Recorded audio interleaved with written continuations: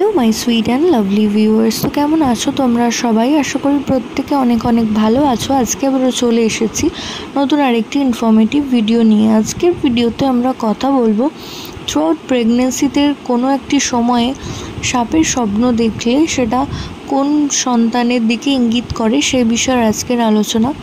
তো আলোচনার সাথে থাকতে হলে অবশ্যই চ্যানেলটি সাবস্ক্রাইব করে রাখতে হবে এবং আরও এই ধরনের ভিডিও পেতে অবশ্যই ফলো করে রাখতে হবে চ্যানেলটিকে। এবং ভিডিও ভালো লাগলে অবশ্যই ছোট্ট একটি লাইক দিয়ে আমাদের উৎসাহিত করবেন আরও এই ধরনের ভিডিও পেতে।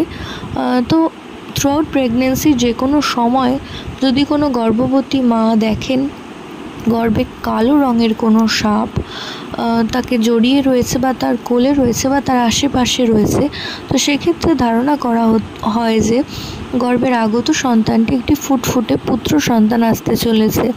অন্যথায় যদি দেখেন গর্ভে সাদা রঙের কোনো সন্তান, গর্ভাবস্থায় স্বপ্নে সাদা রঙের কোনো সাপের স্বপ্ন দেখছেন, তো সেক্ষেত্রে ধারণা করা হয় যে গর্ভের আগত সন্তানটি একটি ফুটফুটে কন্যা সন্তান আসতে চলেছে। তো এর সাথে বৈজ্ঞানিক কোনো ভিত্তি নেই, এগুলো সাধারণত ওল্ড ওয়াইফ টেলস এবং পুরনো দিনের গুরুজনদের কাছ থেকে সমস্ত মতামত বা ধারণা পাওয়া হয়েছে। তো আশা করছি ভিডিওটা আপনাদের কিছুটা হলেও কাজে আসবে। প্রত্যেকে ভালো থাকুন, সুস্থ থাকুন এই কামনা করে ভিডিও এখানে শেষ করলাম। নমস্কার।